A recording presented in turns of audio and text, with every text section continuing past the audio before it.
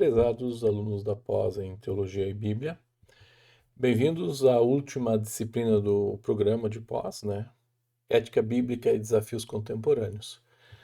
Vocês já me conhecem, eu quero conversar com vocês sobre a primeira semana de estudos, tá? E para isso eu vou abrir o ambiente aula, para a gente possa então acompanhar a atividade da aula. Depois de olhar com atenção o primeiro bloco, que é a apresentação, onde nós temos o plano, também a trilha pedagógica da disciplina, os ambientes para conversar com a gente e o calendário. Eu destaco no calendário a extensão, Lembrem que nós estamos em dezembro e agora temos até fevereiro para concluir a disciplina, Visto que nós temos as férias dos professores e tutores no meio, ok? Então, a primeira semana de estudos, eu dei o título Deus envolvido na nossa história, tá? Antes de falarmos sobre ética, então, como nós estamos vendo ao longo dessa caminhada nesta pós, nós estamos olhando então para a revelação da palavra de Deus que vem ao encontro do ser humano, tá? E é exatamente isso que eu quero mostrar para vocês nessa primeira semana. Antes de falarmos sobre a nossa credibilidade diante das pessoas e diante de Deus, nós precisamos estar conscientes de que Deus nos dá condição para termos essa identidade, essa credibilidade. E isso aparece então quando nós percebemos e confessamos, o nosso crer.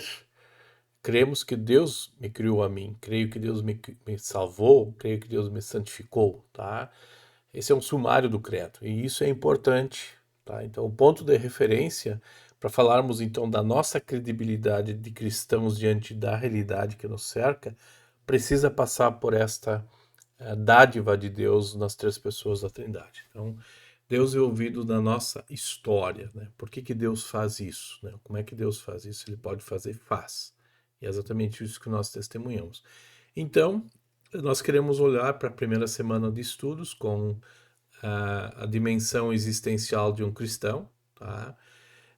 A unidade de aprendizagem da semana começa com um texto do professor Grobin. O professor Grobin é um professor de ética de Fort Wayne, tá? Conheci ele pessoalmente, E ele tem um texto bem recente, bem fresco, saiu este ano, Santificação e Movimentos Espirituais nos Crentes, tá? Aqui nós discutimos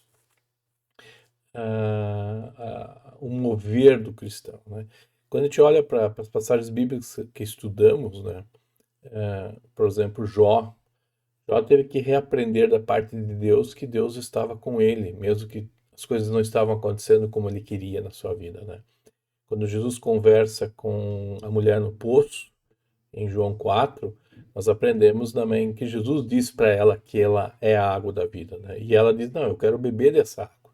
Há uma troca, uma simbiose, há uma relação, Os gregos vão dizer que isso é o amor erótico, onde eu vou buscar em outro aquilo que eu não tenho em mim, tá?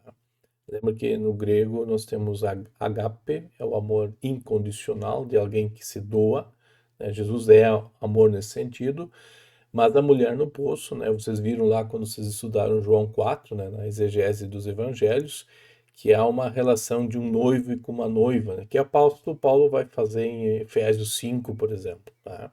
Quando ele vai descrever que assim como Cristo é o noivo, a igreja é sua noiva, E ele descreve toda a relação marido e mulher. É muito importante isso. Então há uma relação de um conceito erótico, de uma troca, Então Jesus é a água da vida, Jesus entra na vida da pessoa. E essa é uma dimensão escatológica, não? Então o material complementar faz com que depois que Jesus sobe ao céu, a sua presença, graciosa entre nós é graça mesmo, é uma troca, Então nós precisamos estar conscientes disso. A tese do professor Grobin, no seu doutorado, é justamente essa, mostrar que a nossa ética brota depois que Cristo habita em nós, É o que aconteceu com a mulher no poço, por exemplo. Então esse discurso ele é escatológico, Esse é um já, nós já vivemos a certeza da salvação em Cristo, mas ainda temos as limitações da vida diária, Então ainda não. Por isso é importante que o nosso discurso sempre é último e não penúltimo, Nós vamos ver isso depois na aplicação.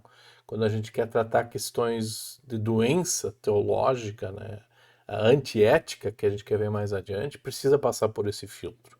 Então, o objetivo aqui é que vocês se apropiem, então, da obra do Espírito Santo, da santificação, tá?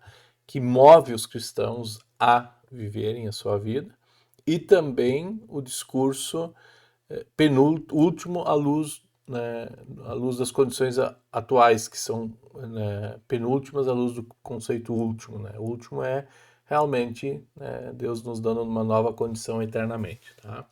Eu chamo a atenção para um encontro que eu gravei da coordenação recentemente. Eu peço que vocês deem uma olhada nesse encontro, porque ali eu uso as palavras de Pedro para descrever então a performance cristã, a qualidade da vida cristã. Ela é qualidade, não quantidade. Então é a relação, né? A gente às vezes procura a ética como quantidade, quantas vezes eu fiz a coisa, eu tenho direito a. Né? Esse é um toma lá da cá, mais ou menos, mas não é por esse lado. Então, nessa primeira semana de estudos, vocês vão se concentrar em perceber como há uma relação de qualidade de Deus, triuno envolvido, né? Deus me criou, Deus me redimiu, Deus me santificou. Isso é obra de Deus, né? Santificação ainda é obra de Deus, sim, não é a resposta do crente, tá? Então, os movimentos que a gente vai fazer teologicamente precisam ser bem estabelecidos, tá? E isso nos leva, então, a sala de interação, que é chamada Atividade Prática 1, onde eu estou pedindo que vocês leiam os textos, tá? A partir das leituras realizadas, faça 5 destaques de como Deus se envolve com a ética cristã. Considere os argumentos dos textos de Ehlert, Últimas Coisas, e de Grobin, Santificação e Momentos Espirituais nos Crentes. Seus destaques precisam demonstrar como a história de Deus conosco define nossa realidade para vivermos já a ética, a identidade de alguém que foi agraciado pelo amor de Deus. Aqui eu poderia lembrar então dos 3 conceitos de amor que nós temos, tá? Que a gente faz, que a gente pode usá-los, né? Então, o amor incondicional, né? Amar o inimigo, por exemplo. Isso é um amor incondicional. Isso Jesus fez com a gente. Bom, eu dar a minha impureza para que Jesus me salve, né? Por exemplo, participação na ceia. Né? O Groben vai dizer que a participação na ceia estabelece a identidade, né? Lutero, no final da sua liturgia de culto, vai dizer que o amor ardente para com Deus e próximo surge de Cristo se doando para nós. Né? Então é uma troca. Tá? Esse é o amor erótico, tá? Se você quiser usar a palavra eros, né? Que é uma troca feliz, né? Onde Jesus dá como noivo, dá a sua santidade para a noiva que está prostituída, que abandonou o primeiro amor, como aconteceu com Adão e Eva. Tá? Então, nessa linguagem. Né? Mas também tem um amor entre irmãos. Né? A identidade cristã, por exemplo, na comunidade, é um amor de filia, um outro termo grego que se é usado, que é irmão entre cristãos. A identidade que nós temos em Cristo é compartilhada. Né? Então, nós podemos ter isso. Né? Então, se vocês quiserem caracterizar a identidade ética, né, procurem pelos conceitos. Né? O amor incondicional, né? Jesus pede no Sermão do Monte, ame o próximo, aliás, ame o inimigo, tá? O amor ao próximo tem a ver com nós temos o mesmo Senhor, né? Nós nos amamos, né? Paulo vai apelar isso frequentemente, mas também tem um amor de dádiva, onde nós se doamos uns aos outros. É o que acontece com Cristo, né? Então, os cristãos também fazem isso, né? Muitos de nós se doam, né? Por causa dos outros, né? Por exemplo, a ética da oferta. Né? A ofertar tem a ver com isso. Estou envolvido no processo. Eu não sou apenas um telespectador, eu estou envolvido. Né? Quer dizer, ao participar da ceia, por exemplo, a santidade de Cristo me é dada. Tá? Ao comer e beber, né? Há uma relação. Releiam lá o estudo de João 4. Tá? Há uma relação, então, erótica presente. O eros aqui não é negativo, pelo contrário, é muito positivo, tá bom? Então, nesse sentido, nós vamos terminar a primeira semana de estudos, né, olhando para a origem do ethos cristão, que é o próprio Deus, que nos dá e nos forma, nos forja para isso, tá bom? Eu espero que vocês tenham uma boa semana de estudos. Tá? Dúvidas, vocês podem entrar aqui com a sala à disposição. Lembrando que nós temos um período meio longo aqui, né? Nós temos férias dos professores no mês de janeiro, mas nós estamos à disposição de vocês para ajudar vocês, ok?